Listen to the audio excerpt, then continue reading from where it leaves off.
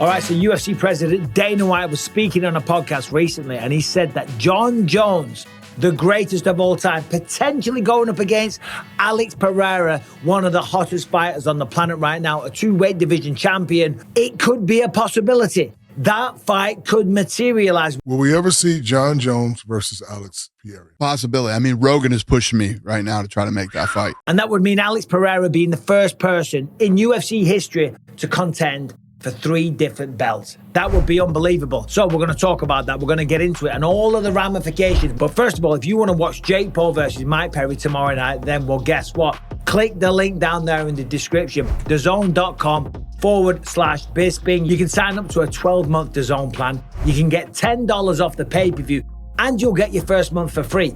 Offer only applicable to US customers. DAZN is the global home of boxing, 150 plus fights a year from the best of boxing, crossover boxing, and mixed martial arts. So let's talk about Jones versus Pereira. Dana White was on the big podcast and he was asked about Pereira fighting Jon Jones. It's a fight that a lot of people want to see. Joe Rogan definitely wants to see it. I had Joe Rogan in my ear the whole time we were up there. Let him fight heavyweight. Come on, just do it. I'd kind of like to see it. And that's no disrespect to Stipe, to Tom Aspinall, or anybody else.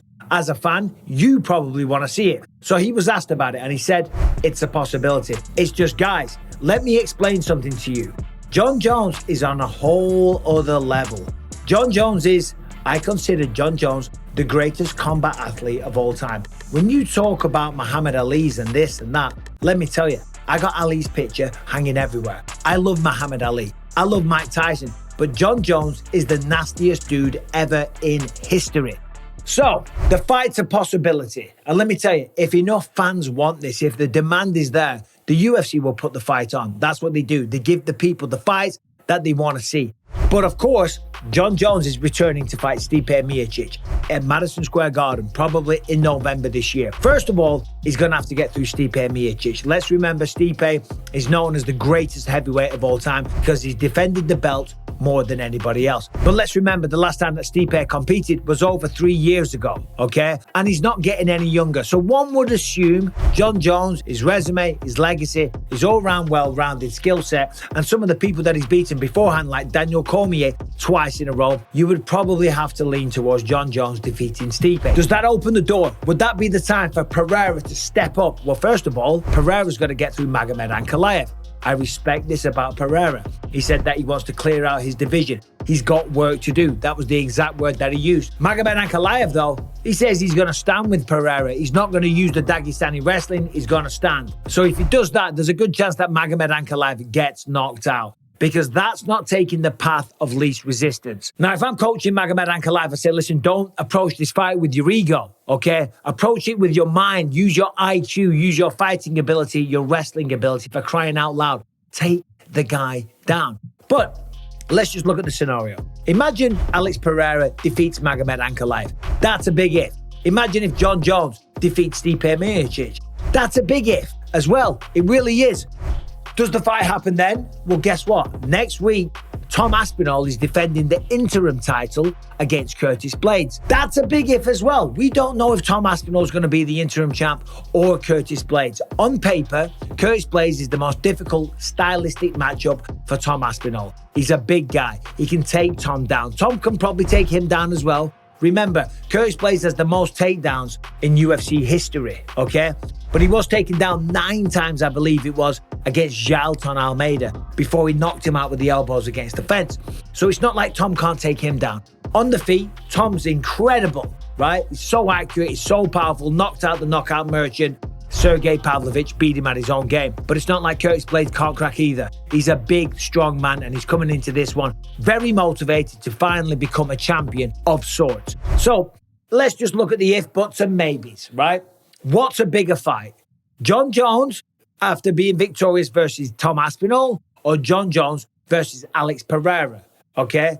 Fight that should happen is Jon Jones versus Tom Aspinall, regardless of how big the fight is. But if Jon Jones, who, by the way, was charged with assault this week because of the case where the lady that came round to his house to drug test him, apparently he was a little bit abusive. He was charged. He's pleaded not guilty. He denies all allegations. He said the thing is completely fabricated and he's going to defend himself. that would mean that this is headed to trial.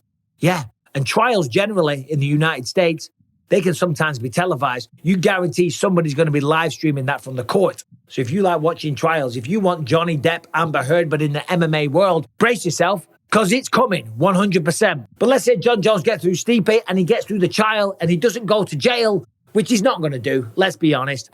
I think he's going to get off with all charges. What's the bigger fight to make?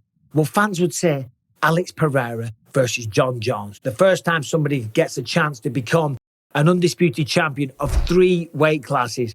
But that would just not be fair to Tom Aspinall. That would be wild. But you never know. What if Jon Jones says, hold on a minute, I'll have one more fight. I'm retired. I'm done. I'm going to retire. I will only step foot once in the octagon, and that's to take on Alex Pereira. That's to take the shine from this guy. That's to prove that I can be truly the pound-for-pound number one. Of course, your Islam Makhachev people are going to lose their mind at that statement. This is number one bullshit. Because they are very passionate for him. And of course, a lot of people believe that Islam Makhachev is the pound-for-pound number one. But if Jon Jones was to pull that stunt, and he said, listen, he's not sticking around for much longer. If he was to fight Alex Pereira, that would probably do bigger pay-per-view numbers, sheerly because of the spectacle and the questions that arise from that matchup. And the fan base also that Alex Pereira has. I mean, the man's out there at the moment. What can you not love about Alex Pereira? Yeah, the fighting style. Yeah, the fact he wants the toughest challenges. But also, a video came out today. He's cutting the hair of a young man that had cancer, and he's brought to tears. The man has a heart. He has a soft side. And that just makes him so much more endearing to everybody watching. So if Jon Jones was to pull that shit and say, look, listen, I ain't fighting again unless you give me Alex Pereira. Not because I'm ducking Tom. It would look like that. It would sound like that. And that would be the opinion of the masses. But it's Jon Jones's life. He has the right to say that. By the way, I'm not putting this out there. I'm not giving this energy. I'm just saying if he was to pull that, we might just see Alex Pereira versus Jon Jones. Tom would have to defend the interim belt if he defends against Curtis Blaydes. That would be insane. It would be crazy, but the pay-per-views would be wild. However, my money, I don't think any of that is going to happen. I think Jon Jones, if he wins, will fight the winner between Curtis Blaydes and Tom Aspinall. But to go back to Dana's comment, it's a possibility, but it does make you wonder about the potential circumstances surrounding this situation, and the mind starts to wander. Anyway, hope you're all well. Tonight, Mike Perry versus Jake Paul. Let's go, Mike Perry. For crying out loud, shut this delusional wanker up. For the love of God, please, please. I think Mike Perry's got a good chance. If he's in tremendous shape and he can continue an aggressive attack inside the pocket and not have Jake Paul tie him up and hug him every time he comes in, I think he can beat him. I think he can stop him in the later rounds. But that remains to be seen. Remember, click the link down there, thezone.com/Bisping if you want to watch the pay-per-view. And that's about it. Subscribe, ring the bell. See you soon. Enjoy your Saturday. And there's UFC action tonight as well, so I'll be tuning in for that one. Take care. Goodbye.